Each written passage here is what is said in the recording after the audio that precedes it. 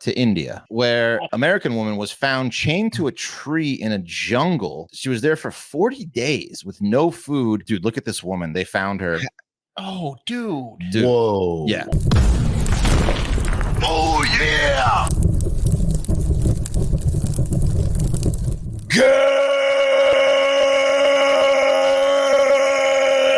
Good morning and welcome to episode 1515 of Hard Factor. It is Thursday, August 1st, 2024. Thank you for cheating on the news with us.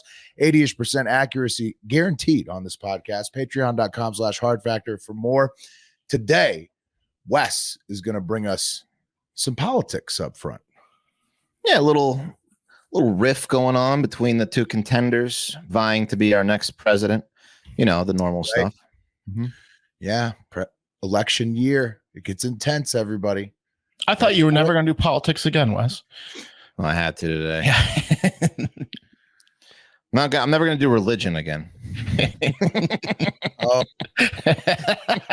after the Olympic opening ceremony thing? Yeah. Inside baseball, Wes and I read.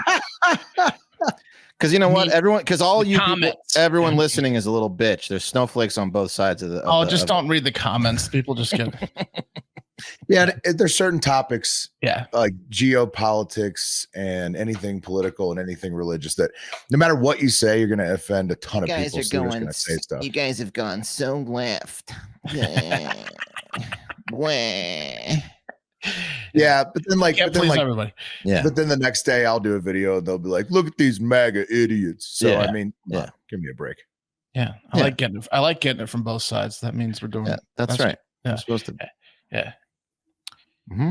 Mm-hmm. And then after politics, I'm going to tell you about a woman who was found in the jungle, and crazy story. And it is sad, but it is also hilarious.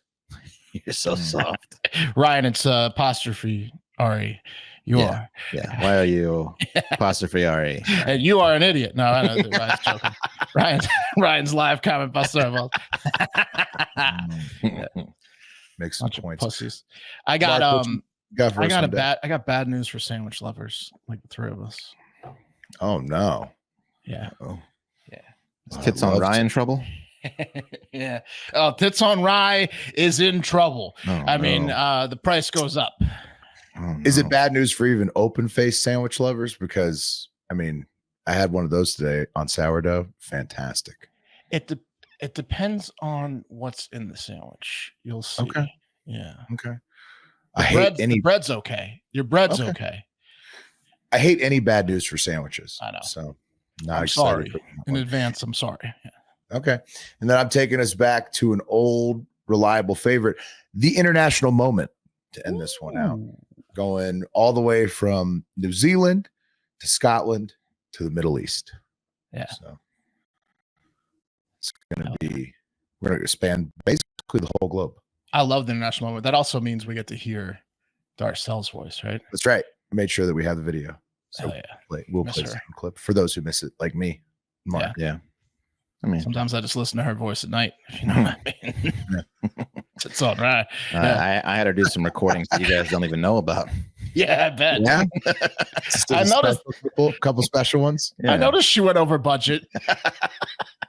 Couple just for my ears from Darcel. Wes, you're so big. Yeah. Ooh. Yeah. You could have snuck a few in there, I'm sure. Yeah. Easy. She would have read anything for money. She's got a voice on her. Don't we all? Don't we all? That's right. All right. All right, let's kick it off. Let's get into the news first. As we mentioned, some political news in the race for the White House between former President Donald Trump and current Vice President Kamala Harris.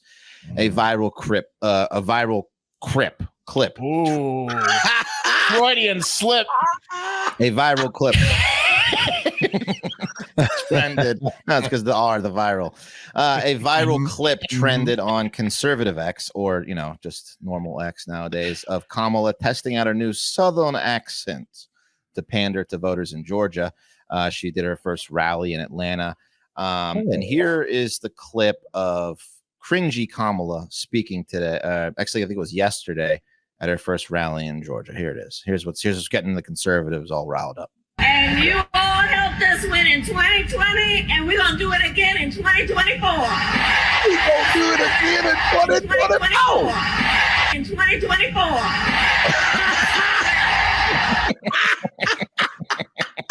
We gonna do it again in 2024. That's pretty bad. But we gonna kick the tires on this campaign now. You hear?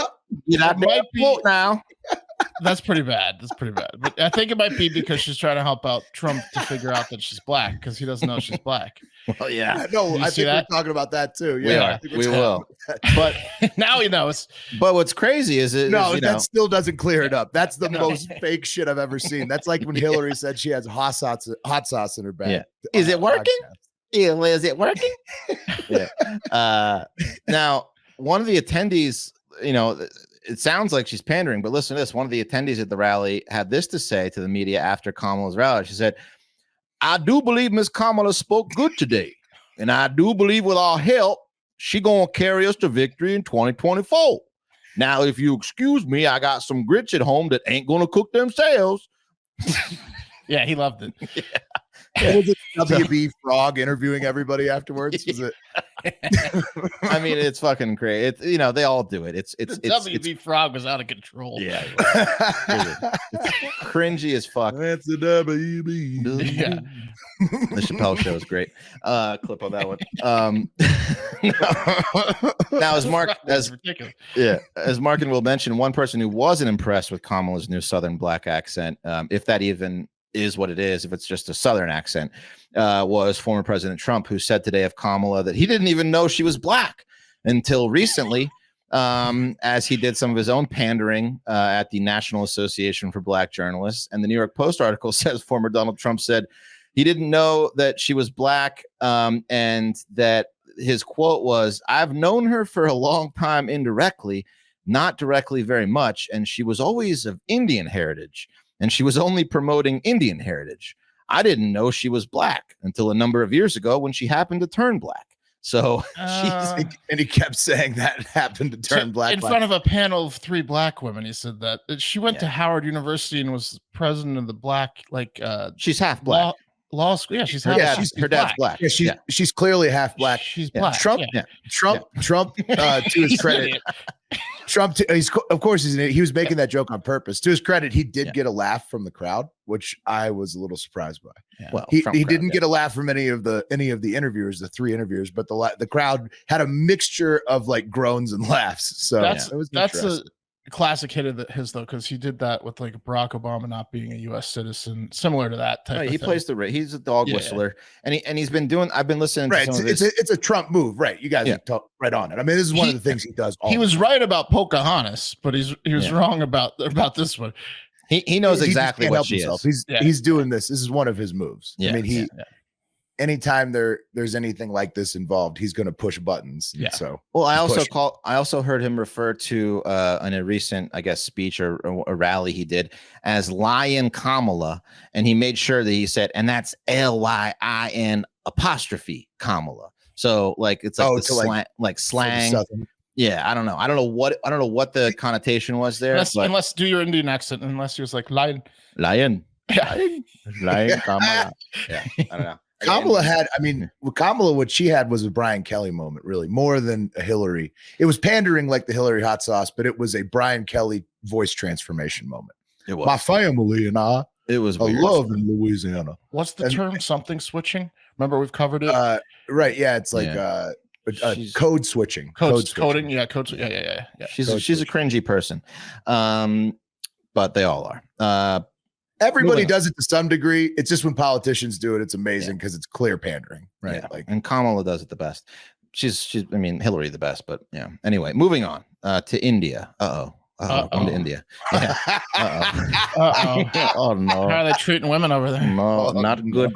Not good. Where an American woman was found chained to a tree in a jungle. That was she was there for 40 days with no food, and I'm guessing only art project. Yeah, look at this woman. They found her Oh, dude. Whoa. Yeah. So her husband, she's an American. Her name is Lalita Kai Kumar. Probably not her real name. She's 50. She's a U.S. citizen, and are those tattoos or dirt?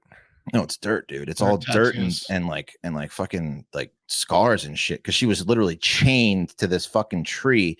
They found her in the jungle. Couldn't do better makeup in a expensive budgeted horror movie for that. Right? Yeah, that was insane. Yeah, well, yeah. There's more. So basically, they found her. A cattle herder heard noises. She can't speak currently because she has lockjaw. She hasn't eaten in 40 days. They found her. Here they are untying the chain from her leg. Dude, her legs look so gross and skinny. Like she hasn't stood up in 40 days. There she is in a hospital bed, dude. Like she weighs like 50 pounds. She looks like an skeleton. Yeah, like she's suffering from anorexia. So what was it? 7 that did the fat guy and the skinny person? She looks like the skinny person in 7. Yeah. So they found her, and on her was her passport, all these like identifying documents. And it's not funny. I'm going to preface that it's not funny, but I've got a few jokes. I read the story. Let's get into it. Yeah. But did you see the video? Now they took her to the hospital immediately, right? They rushed her. So this cattle herder came and he's like, "Oh my God, what are you doing out here? Trained to a tree? Are you crazy? It was his property, and he's asking her." No. He's like a I don't know, like the cattle. I don't know if it's his property or not, but he was like feeding just like herding the cattle. His cattle go graze. Yeah, and he happens upon her chained to the tree. Yes, yeah, like in Black Hawk Down or whatever. All right, and so they rushed her to the hospital, and it was at the hospital where this woman scrawled a message. She can't talk again because she has lockjaw, so she starts writing this note for the doctors that are surrounding her, and it sounds like a game of charades because these Indian doctors can't quite make out what she's writing in English. So they're like, you'll hear it. It's incredible. Here it is. And you all that's Kamala. Sorry, that's Kamala. What a So there's. I mean, she's writing like she's writing. She's writing pretty clearly. It looks like none of them speak English. Read English. They're like food. 3 Reaction for extreme psychosis, which caused 40 days. Without food for 40 days. Not bad penmanship. Right? No, but she says she didn't eat or drink any water. Husband tied me to a tree. I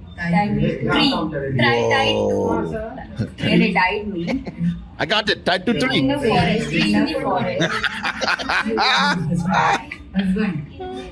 Anyway, so that goes on for a while. Here's the note that they wrote. It says the first thing she asks for is an injection for extreme psychosis. So she's like, give me drugs because I'm going insane from being in the fucking jungle without food for 40 days. Then she says she has lockjaw, hasn't eaten or drank water, need intravenous food, water. And then she says, yeah, my husband is who left me in the forest. And then the last thing she wrote was, I am a crime victim. So basically what happened is sounds like it. It really does sound like it. Husband ties to tree. Yeah, left her for dead. So what they found out later is that they got in like they're like, technically that's legal here. Yeah. They're worried about copycats now. Oh my God, that's a good idea. So they apparently got in like a domestic dispute. They've been married for 10 years. And then he's like, fuck you. This guy named Satish. He's like, I'm going to drag you into the forest and tie you to a tree. Okay. How about that? And that's what he did. He did it. Yeah. So it's not funny, but I have a theory, which is, I mean, it's kind of funny. So this was an American lady that went over there to do she worked over there, right? She was like doing. Yeah, but it was her husband. Well, she fell in love with an Indian man and got married and stayed. She didn't go home. She went on like a work thing and was doing like like some stuff. I forget what the work was, but she was going to go, but she fell in love and stayed in a local village, married a guy. Married Satish. It's being said that, first of all, the doctors are calling her a fucking liar because they're like, she would have died if she didn't have any water for 40 days. They're like, she's in bad shape, but they're like, she's lying. She wasn't there for 40 days. And then it's being reported that she has severe schizophrenia. So my theory is that from the husband just didn't know what to do with her, and finally he was like, I'm just gonna tie her to a goddamn tree. But she was there long, and that's what he did. But she kept coming back. He kept like dropping her in the woods, and she would find her way home. And that's what I was like. No, that's like a chains. Yeah. I think the note kind of infers that. I didn't read it as she has psychosis from being dehydrated. I read it as she has severe mental issues and got chained to the tree because of that. Yeah. And then it was a crime, because that is a crime, but that's not the way to go about it. No. But I think that's what happened. I think he kept trying to get rid of her, and she kept making her way back home. So then the chains came out. He chained her up so she could never come home. Like getting rid of a cursed monkey paw, like it keeps showing back up in the house. So he had to. Right. Yeah. Yeah. Yeah. It's fucked up. That's a fucked up story.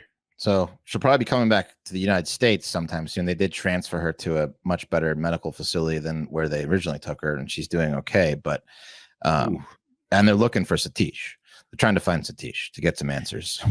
Satish is not gonna. I mean, in the end, she's American and he's Indian. Like, I doubt. Like, once she's deported, or sent back to America, what are they going to do to Satish? They'll give him a young wife. I imagine if he doesn't read the news, you're looking for the most relieved man in India. Look for the guy at the bar celebrating. Yeah, if he's not aware she's been found. Yeah, he's on cloud problems 9, are over. Hey, where's Lolita, Satish?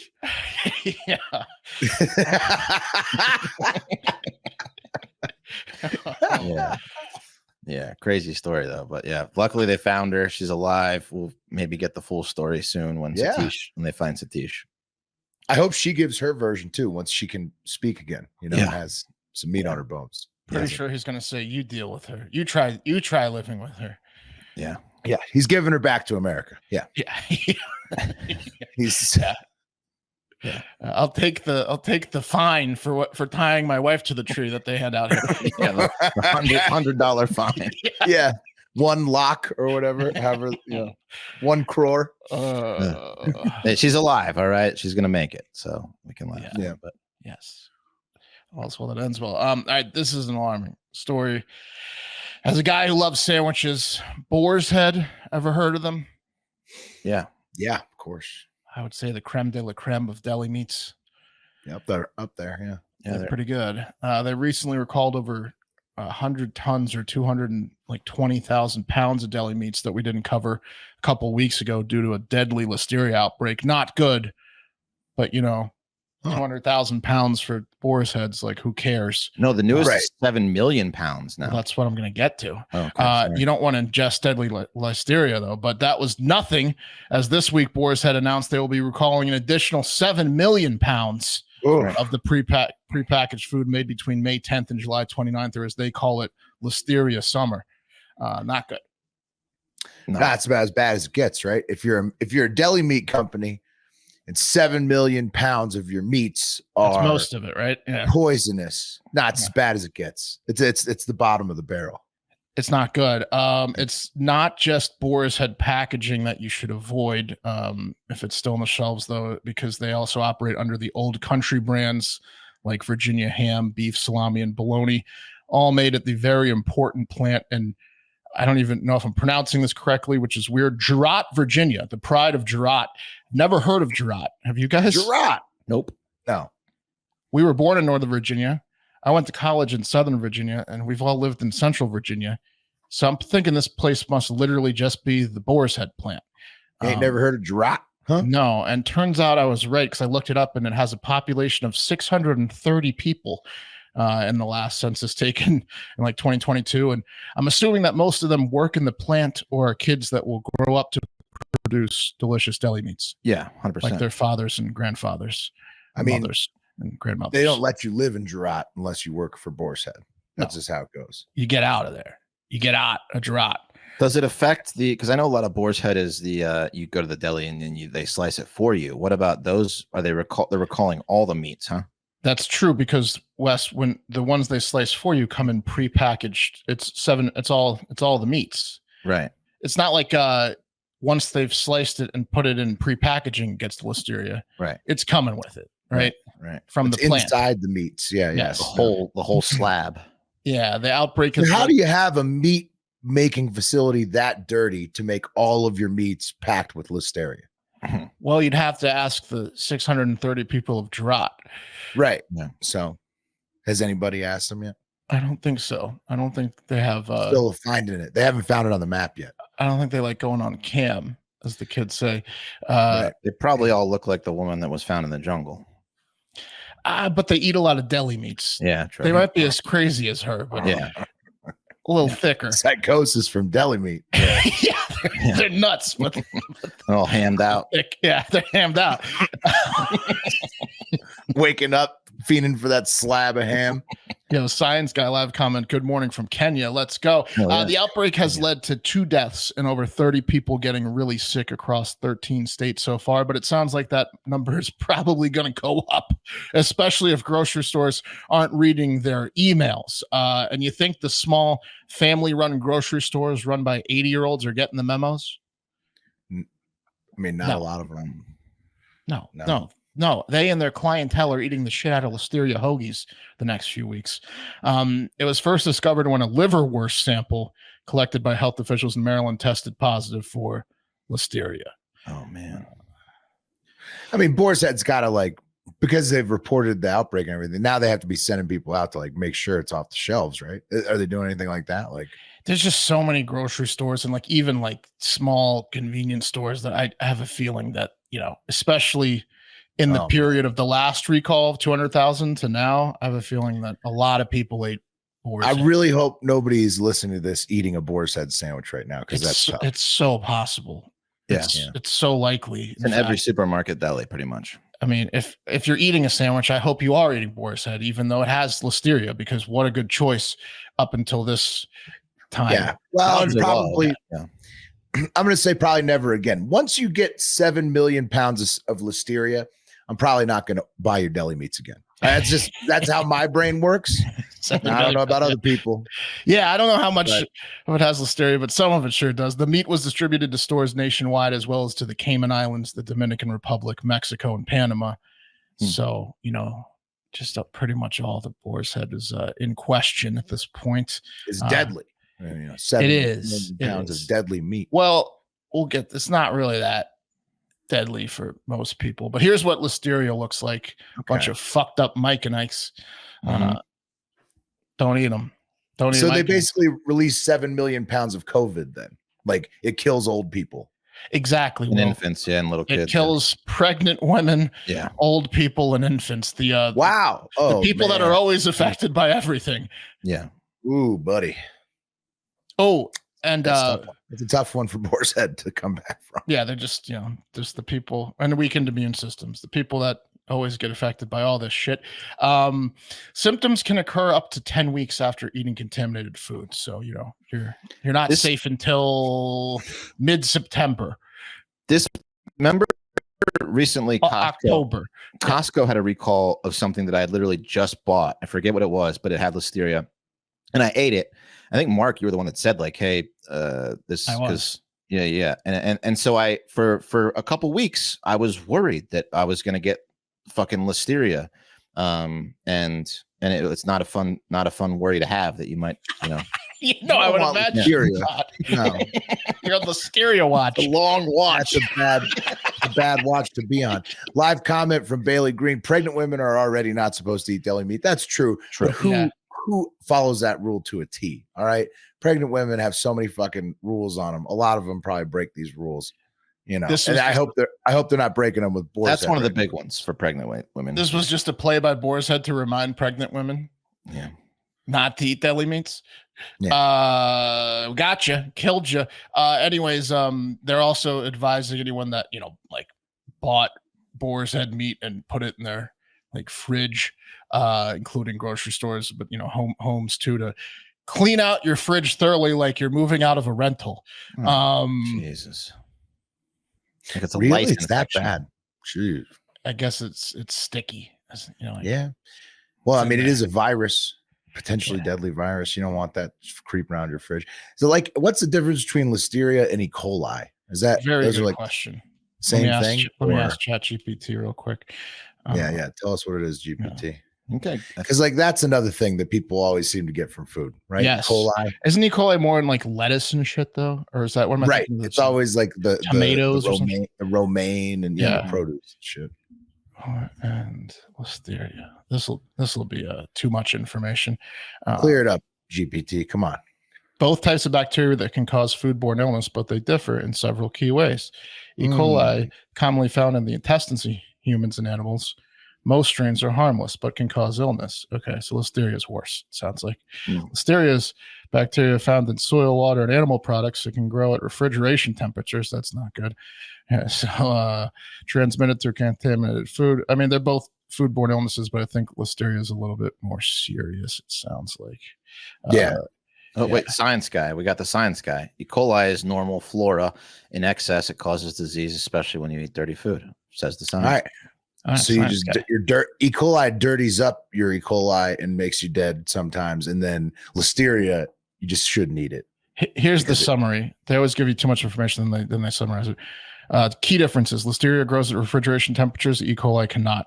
Listeria poses a higher risk to pregnant women, newborns, and people with already pre-existing things. E. coli can't affect anyone, but is particularly dangerous.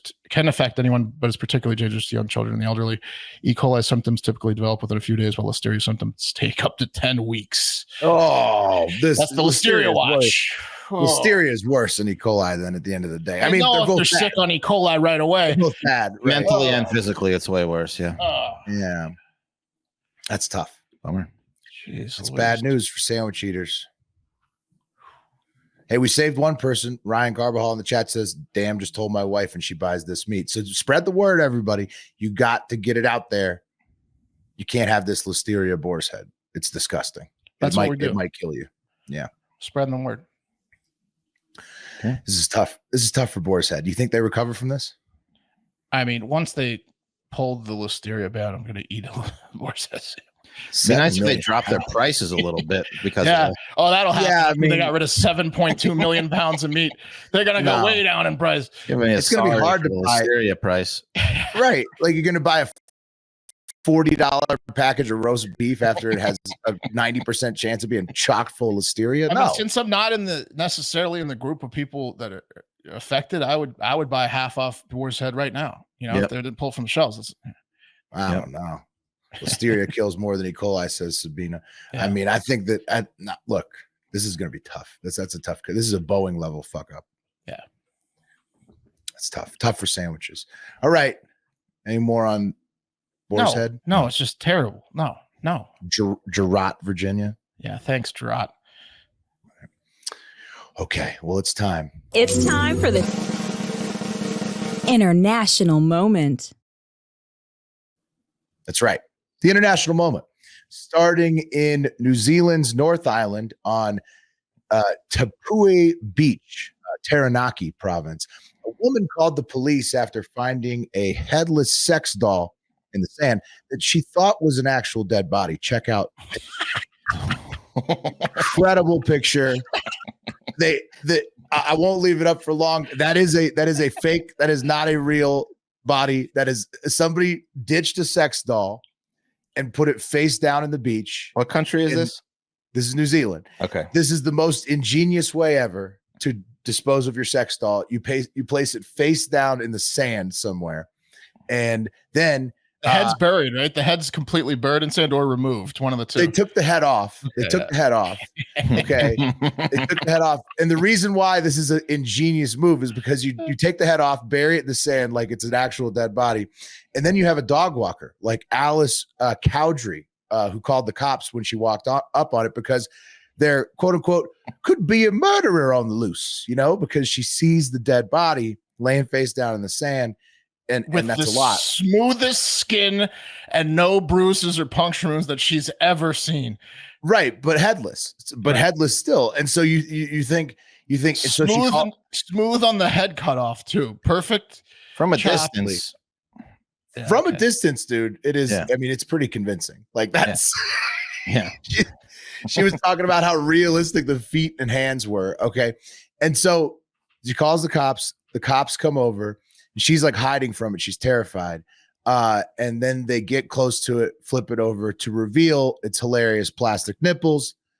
And that it was just one of the most well thought out gags by whoever planted that sex doll face down in the sand. One of the cops just starts fucking it. He's like, it's fine. Yeah. Look, miss. Yeah. I mean, incredible gag. She said, it took all 3 officers to drag it back down the beach to their car. Such was its weight, she said. Alice Cowdery. So you maybe even filled it with sand or something. I have no idea. It's waterlogged. But yeah, waterlogged. One of the best pranks I've fucking ever seen. And Bailey Green says, here comes the ban. Yeah, it's possible. YouTube may ban us for that one. YouTube, it's not a real, first of all, it was just butt cheeks, no privates or nipples shown. And it's not a real human. Right. All of those things. So whoever's reviewing this as we speak, please bear that in mind. Yeah, I mean, I thought it was just one of the best pranks I've ever seen. You usually see the sex dolls floating up to the beach, you know, and it confuses people. That's okay. Then they fish it out. They're like, oh, it's just a sex doll. This is much better because it terrified this woman. I mean, she was like cowering in fear the entire time she's trying to call the cops. She thought she had just almost witnessed a murder, like right, you know, on the beach. It's pretty. Wes, is this too scary? Like offensive Halloween decorations? Are you okay with this? What, sex dolls on the beach? Because around Halloween, when they get realistic, you're like, oh, kids will see it. Like, it's scary. Do you think? I mean, I don't think you should be leaving sex dolls on the beach. No. Right. Really? That for this kind of a gag? I mean, that's so funny. Imagine her relief when she realized it was just a fucking sex doll. Like, I mean, she probably had a great time, you know? Yeah, she had though, like that. Yeah, yeah. I mean, what a relief! It's it is a relief, that's for sure. Yeah. It's a huge relief. I mean, it's good for everybody. The wife of whoever, made the wife of whoever made that husband get rid of the sex doll, as Bailey Green points out in the live comments. It's good for everybody. Okay, I thought it was a great gag. New Zealand, always keeping it light. Now over to European New Zealand, Scotland. They're similar in a lot of ways, where weird stuff is happening all over Scotland. Nobody knows why. Scotland, things are just happening over there. Maybe Mercury in retrograde just for Scotland. I don't know. They have a corpse shortage going on over there because of all the new medical students, which is totally believable given what Harvard's been up to with corpses, right? So surely it's just all those medical students why they have no corpses left. And they normally have 2,000 to 5,000 on hand, and now they got like none, pretty much none. Not a big organ donor country, Scotland. Yeah, now they're begging people to donate their organs. Surely not because they've been wasting them like Harvard. Also in Scotland, London-based Islamic. What's up? You got something, Mark? No, I was just rubbing my chin. Also in Scotland, London-based Islamic fundamentalist preacher Sheikh Yasser al-Habib and his followers are attempting to finalize the purchase of Torsa Island in Argyll, Scotland, to establish their very own island community based on Sharia law. Oh, wow. Yeah. So look at that guy. Yeah, that's Sheikh Yasser al-Habib. Should be a calm island. Yeah. They better plant some trees on that island. Yeah, you got to chain them up. Yeah. Yeah.